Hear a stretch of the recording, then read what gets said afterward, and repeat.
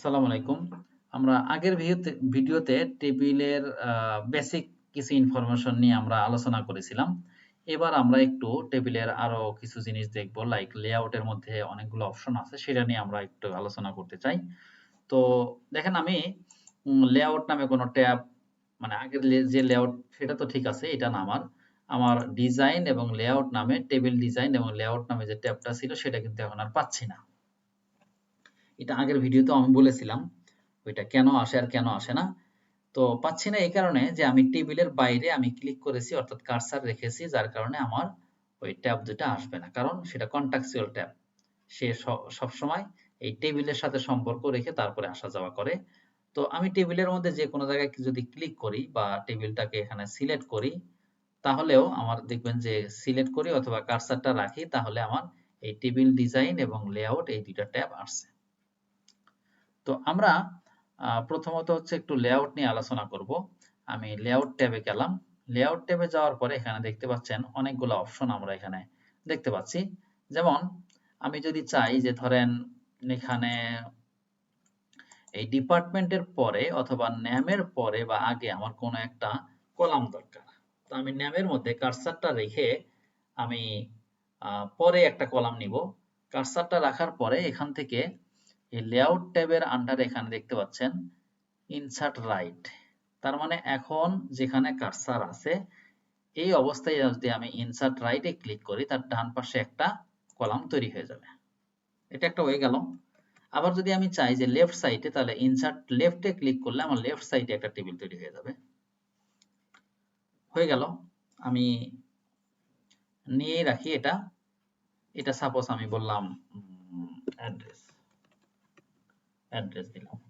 আচ্ছা, এবার আমি চাচ্ছি যে আমার এই যে 102 নাম্বার যে আইডিটা আছে, এরপরে আরেকটা, এর নিচে অথবা উপরে আরেকটা রো দরকার। তো সেই ক্ষেত্রে আমি বলবো ইনসার্ট অ্যাবোভ, তাহলে উপরে হবে। আর যদি বলি ইনসার্ট বিলো, তাহলে নিচে তৈরি হবে। তার মানে আমার নিচে একটা এখানে রো তৈরি হয়ে গেল। এখন এই অবস্থায় আমি যদি চাই যে আমার ডিলিট করা প্রয়োজন, আমার রো অথবা কলাম ডিলিট করা প্রয়োজন, তাহলে কার্সারটা রেখে আমরা লেআউট ট্যাবের আন্ডারে এখানে ডিলিট দেখতে পাচ্ছি। তো এই ডিলিটের এখানে আমরা ডিলিট সেলে যদি ক্লিক করি, আমি বলেছিলাম যে সেল হচ্ছে এখানে এক একটা ঘর, এগুলো হচ্ছে এক একটা সেল। আমি যদি চাই যে সেল ডিলিট করব, তাহলে কার্সারটা সেলের মধ্যে রেখে আমি সাপোজ একটু আপনাদেরকে বোঝানোর জন্য এটাও করি, আমি একটু ডাটাগুলো লিখে ফেলি। আমি সাপোজ ডাটাগুলো লিখে ফেলি, তাহলে বুঝতে সুবিধা হবে। এটা হচ্ছে এখানে লিখলাম, এখানে হচ্ছে আমি এটা লিখলাম সাপোজ 103, আর এখানে হচ্ছে নাহিদ, আর এখানে হচ্ছে 104। ঠিক আছে, আর এটাও দিয়ে রাখি হচ্ছে গাজীপুর বা ঢাকা। ফাইন। তো এখন হচ্ছে আমি চাচ্ছি যে এইটাকে ডিলিট করে দিব। হ্যাঁ, তাহলে কার্সারটা আমি এখানে রাখলাম। এই সেলটাকে যদি ডিলিট করতে চাই, তাহলে এখানে গিয়ে এই ডিলিটে গিয়ে বলবো ডিলিট সেল।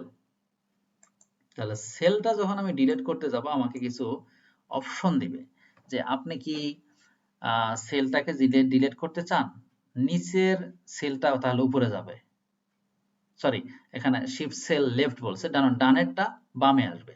তাহলে আমি ক্লিক করব, তাহলে দেখবেন যে ডানের যে সেলটা ছিল সেটা কিন্তু বামে চলে আসছে। ওটা আমি অপশনটাই দিয়েছি, তাই কন্ট্রোল জেড দিয়ে আগের অবস্থায় ফিরে গেলাম।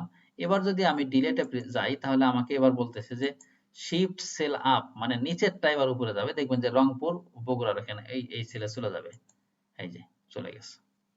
এটা একটাও গেল।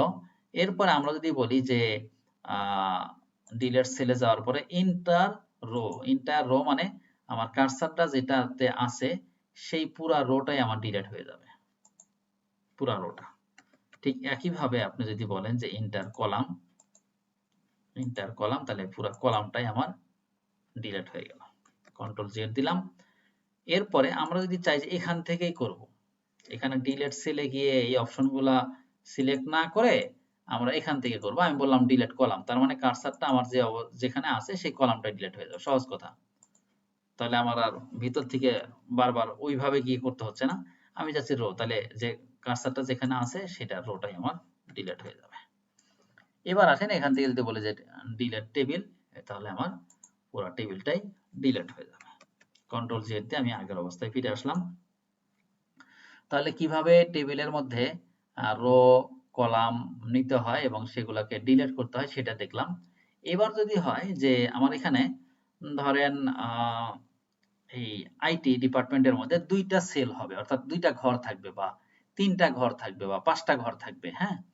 তো সেইটাকে বলা হয় স্প্লিট সেল। সেটাকে বলা হচ্ছে স্প্লিট সেল। তো স্প্লিট সেলটা কিভাবে করতে হয়? কার্সারটা রেখে এই লেআউট ট্যাবের আন্ডারে গিয়ে আমরা এখানে স্প্লিট সেলে ক্লিক করব। ক্লিক করার পরে আমাদের ছোট্ট একটা ডায়লগ বক্স আসে। এখানে আমি বলবো, এখানে বলে দিতে হবে কয়টা কলাম। আমি সাপোজ বললাম ৩টা কলাম নিব বা ৪টা কলাম নিব। আমি এখানে ওকে দিলাম, দেখবেন যে এখানে ৪টা কলাম আমার হয়ে গেছে। ১ ২ ৩ ৪, ৪টা কলাম তৈরি হয়ে গেছে। ঠিক আছে? তো এভাবে আমরা স্প্লিট করতে পারি। এবং এখানে আরেকটা দেখতে পাচ্ছেন যে স্প্লিট টেবিল। তার মানে আমি কার্সারটা এখানে দেখেন ১০২ নাম্বার যে আইডি আছে সেটার মধ্যে রাখলাম। এই অবস্থায় স্প্লিট সেলে ক্লিক করলাম, এই স্প্লিট টেবিলে ক্লিক করলাম। তাহলে ওইটা যেটার মধ্যে আমি কার্সারটা রাখছিলাম সেইটা একটা আলাদা টেবিল হয়ে গেল, তার উপরেরটা একটা আলাদা টেবিল হয়ে গেল। তো এইভাবে আমরা টেবিলটাকে কোনো কারণে যদি ২ ভাগ করার প্রয়োজন হয় তো সেইভাবে আমরা করতে পারি। এবার আসেন টেবিলের কলামের হাইট উইডথ। এখানে যদি যাই, আমরা এখানে যদি যাই কলামের উইডথ আমরা বাড়াতে পারবো। কলামের ক্ষেত্রে উইডথ আর রোর ক্ষেত্রে হাইট। আমরা এখানে কার্সার রেখে এই যে এখানে বাড়াবো। দেখেন এই যে আমার কলামটা উইডথটা কিন্তু বাড়তেছে। ঠিক আছে? ঠিক একইভাবে আমরা চাইলে কলামের হাইটটাকে অর্থাৎ সরি কলাম না, রোর হাইটটাকেও বাড়াতে পারি। দেখেন এবার দেখেন যে আমার এই রোটার হাইট কিন্তু বেড়ে গেছে। এখন আমরা যদি চাই যে এই হাইটটা বেড়ে গেছে ঠিক আছে, কিন্তু এই হাইটটা সহ আগের যে রো গুলো আছে সবার হাইটটা সমান ভাগে ভাগ হয়ে যাবে, এটাকে বলা হয় ডিস্ট্রিবিউট।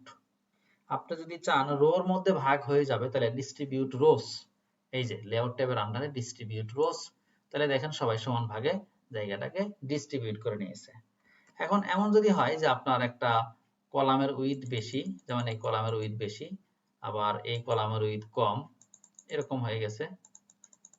এখন যদি আপনারা চান যে না এই সবারই উইডথটা আমরা ডিস্ট্রিবিউট করব, তাহলে ডিস্ট্রিবিউট কলাম আর ডিস্ট্রিবিউট রো, এইভাবে আমরা ডিস্ট্রিবিউট করতে পারি। ফাইনালি এবার একটু আমি এই জিনিসটা নিয়ে আলোচনা করে এই ভিডিওটা শেষ করে দিব। তো এখানে আমরা চাচ্ছি যে এই লেখাগুলা দেখেন এখানে ৯টা অপশন আছে আমাদের। এখানে হচ্ছে বামে উপরে, মাঝখানে উপরে, ডানে উপরে, মাঝখানে বামে, মাঝখানে সব দিকে মাঝখানে, আর মাঝখানে ডানে, বামে নিচে, বামে মাঝখানে, সরি মাঝখানে নিচে, আর ডানে নিচে। এই ৯টা অপশন আমি একটু করে দেখাই। আমি এখানে যেমন এই রাকিব, এখানে কার্সারটা রাখলাম, আমি এখানে দিলাম দেখেন মাঝখানে, ডানে, মাঝখানে, মানে সরি ডানে, ডানে এবং উপরে, এটা দিলাম মাঝখানে, সবার মাঝখানে আসবে, এটা দিলাম মাঝখানে নিচে, মাঝখানে ডানে, মাঝখানে বামে। এভাবে করে আমরা এই ৯টা অপশন দিতে পারি। ইভেন আমাদের এখানে আরো আছে, টেক্সট ডিরেকশনে যদি ক্লিক করি এখান থেকে আমরা টেক্সটের ডিরেকশনটাও দিতে পারবো এবং আমরা চাইলে এখান থেকে ডাটাগুলোর সর্টিং করতে পারবো। আমরা চাইলে ডাটার সর্টিং করতে পারবো। আমি সাপোজ এখানে সিলেক্ট করলাম অথবা কার্সার রাখলাম, এই যে এখানে সর্ট হচ্ছে A to Z অথবা Z to A। আমরা কোনটা দিয়ে সর্ট করতে চাই, সাপোজ আমরা এখানে আইডি দিয়ে সর্ট করতে চাই এবং সেটাকে আমরা অ্যাসেন্ডিং করতে চাই। অ্যাসেন্ডিং মানে হচ্ছে ছোট হাত থেকে বড়। তো আমার ছোট থেকে বড় অলরেডি আছে, আমি যদি চাই যে ডিসেন্ডিং করব তাহলে এটা ক্লিক করব, দেন ওকে দিব। এখান থেকে আমাদের কলাম 1 এটা সিলেক্ট করতে হবে, দেন আমরা ডিসেন্ডিং দিলাম, দেখবেন যে আমার ডিসেন্ডিং হয়ে গেছে, অর্থাৎ এই আমার উপরে হচ্ছে আমার বড়টা, তারপর নিচেরটা। এখানে লক্ষণীয় বিষয় হচ্ছে আমাদের এখানে আইডিটা আসলে এখানে সিলেক্ট করতে আমাদের প্রবলেম ছিল, যার কারণে আমাদের এটা এভাবে চলে আসছে। আমরা কলাম 1 দেই, ঠিক আছে, কলাম 1 দিয়ে আমরা হচ্ছে যে নাম্বারটাই দিব, তাহলে নাম্বারে আমাদের হয়ে যাবে। আমার এখানে সিলেকশনের একটু প্রবলেম ছিল, তো এই কারণে আমাদের আইডিটা এখানে নিচে চলে আসছে। তো যাই হোক, আমরা সর্টিং করতে পারি। আমরা যদি চাই কলাম 2 দিয়েও করতে পারতাম, তার মানে এইটার উপরে ডিপেন্ড করে তারপরে আমাদের A to Z বা Z to A এটা সর্টিং হবে। তো আসলে শেষ করতে যাচ্ছি, কিন্তু মনে হচ্ছে যে আর 2-একটা জিনিস একটু এই ভিডিওতে বলি। তো এখানে আরেকটা জিনিস একটু বলি, সেটা হচ্ছে যে আমার এটাকে আমি টেক্সটে কনভার্ট করব। এটা টেবিল থাকবে কিন্তু এটা টেক্সটে কনভার্ট হয়ে যাবে, টেক্সটের মতো হয়ে যাবে। তো সেই ক্ষেত্রে আমরা লেআউট ট্যাবের আন্ডারেই এখানে কনভার্ট টু টেক্সট এখানে যাব। এখানে ক্লিক করার পরে আমি এই ডাটাগুলোর মধ্যে একটা থেকে আরেকটা যে কলাম ছিল সেটার দূরত্ব কি ট্যাবের দূরত্ব রাখবো নাকি কমার দূরত্ব রাখবো। আমি সাপোজ ট্যাবের দূরত্ব রেখে ওকে দিচ্ছি, তাহলে দেখেন একটা থেকে আরেকটা ট্যাবের দূরত্ব হয়ে গেছে। কন্ট্রোল জেড দিলাম, আবারও হচ্ছে লেআউট, লেআউট থেকে কনভার্ট টু টেক্সট, এবার আমি বলবো যে কমা, ওকে দিব। দেখতে পাচ্ছেন কমার দিয়ে দূরত্ব তৈরি হয়ে গেছে। কন্ট্রোল জেড, এবার আমি বলবো যে কনভার্ট টু টেক্সট, এবার বলবো আদার, আদারে গিয়ে এখানে আপনি যা বলেন, ইকুয়াল বলেন বা যা বলেন, আমি এখানে মাইনাস চিহ্ন দিলাম বা 2টা মাইনাস চিহ্ন দিলাম। 2টা মাইনাস আমার নিবে না, একটা মাইনাস দিলাম, দেখেন এই যে হাইফেন, মাইনাস বলতে হাইফেন। তো এইভাবে করে আমরা টেবিলের লেআউট ট্যাবের কাজগুলো করতে পারি। পরের ভিডিওতে আমি টেবিলের ডিজাইন নিয়ে আলোচনা করবো ইনশাল্লাহ। তো এই ভিডিওতে এই পর্যন্তই, আল্লাহ হাফেজ।